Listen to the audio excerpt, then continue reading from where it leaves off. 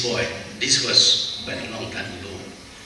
And he was a very well-dressed office boy. And people come to see the magistrate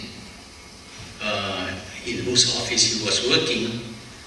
And he found that if he delays a little bit the appointment, people are inclined to give him something.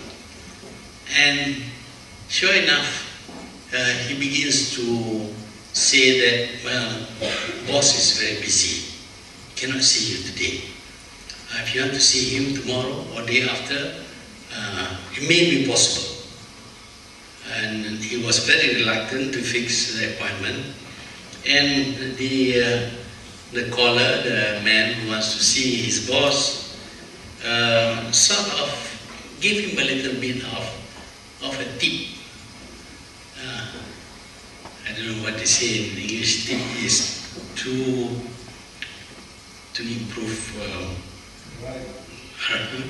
But it's bribery, okay.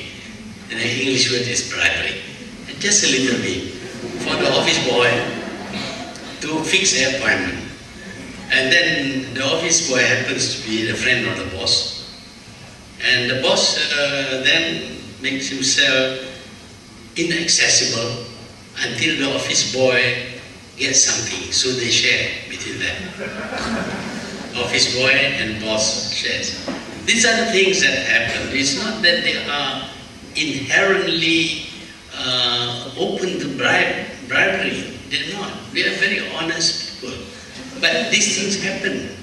And what can they do? If people offer money, then if you don't take, you might cause them to feel unhappy, whichever. So he takes. And when this thing happens at that level, it's still not bad. But when corruption reaches right up to the top, then it becomes incurable. It becomes a national culture. It becomes part of the value system of the people of the country. At that stage, it's not possible to reverse the situation, because you cannot touch anybody. If you touch the office boy and arrest him, this is the small fry. Normally, it's the small fry who gets arrested for corruption. The small fry might say, well, that bigger fry took something from me. So the bigger fry will feel very uncomfortable. So when corruption has reached the top, you tend to defend the small fry, because if you don't defend him, you yourself might be exposed to all kinds of accusation that you are corrupt. And when the topmost man becomes corrupt, then corruption becomes institutionalized. At that stage, you cannot do anything. I have divided corruption into two stages. One is under the table. It's under the table because the man who accepts the gratification feels that he's doing something wrong. Therefore, he should hide it. At that stage, it may be possible to stop corruption because he feels he's guilty, that it is wrong, and therefore he doesn't want to be exposed. But after some time, when everybody accepts corruption as a matter of course, as a way of life, and everybody has to pay something in order to get something, at that stage, you cannot reverse it. Because if you try to catch anyone, somebody above and somebody below would be affected. So you accept the processing fees, you can call it that. And the whole nation becomes a nation of corrupt people. Not only the officials, but also the people. The people accepts corruption as a means of expediting. And they will feel very uncomfortable if they cannot give a little bit of tip for the work that is done. and the cost of doing everything goes up, because everything that you do, you have to add a certain percentage in order to get the things to move fast and for you to make a profit. So everything that you produce would cost much more than the people who are not corrupt. At the moment in Malaysia, we are not yet there. We are not yet as good as some other countries where corruption is concerned.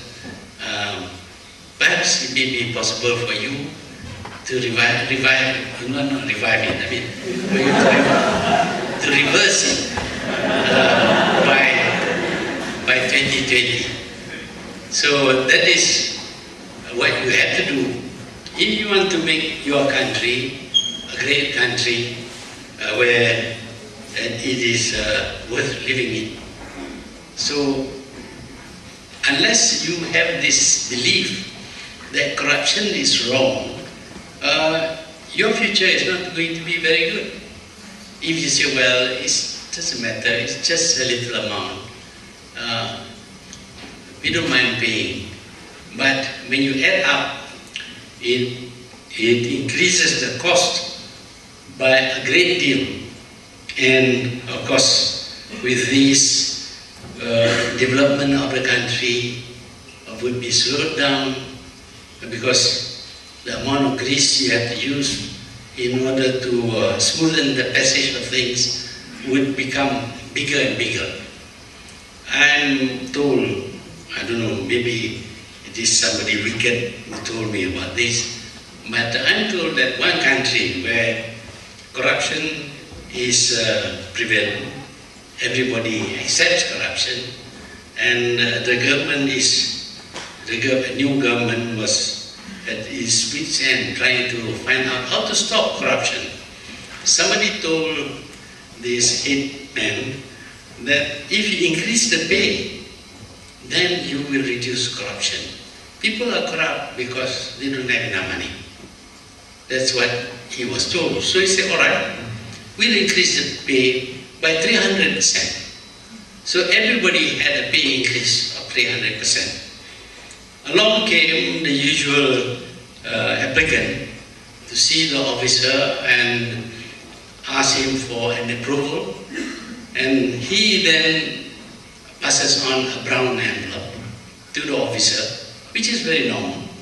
And the officer took it, opened it, and he looked at it and said, well, the amount is not adequate. He said, but this man says you have an increase in pay, and I'm giving you the same amount I used to give you before. He said, no, my pay has increased, therefore this amount must increase also by 300%. What I'm trying to tell you is that once you accept corruption as a way of life, there is no way we can reverse it. The only way that people who want to avoid corruption have to do would be from the very beginning. They should not be corrupt. I don't know whether we are in time or not in Malaysia. I think we still have time. Are you all corrupt? No, not yet. So, please remember that one of the most important value systems in order to determine what sort of a country you are going to have in the year 2020, one of the most important value systems is this feeling that corruption is bad and should not be practiced.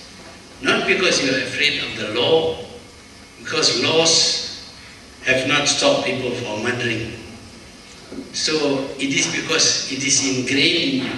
This is your value system. You are brought up to believe that this thing is wrong, it is a sin, and therefore you should not accept money for doing a job which is your duty to do anyway. So this is the important part of how a value system works. A value system cannot be implanted with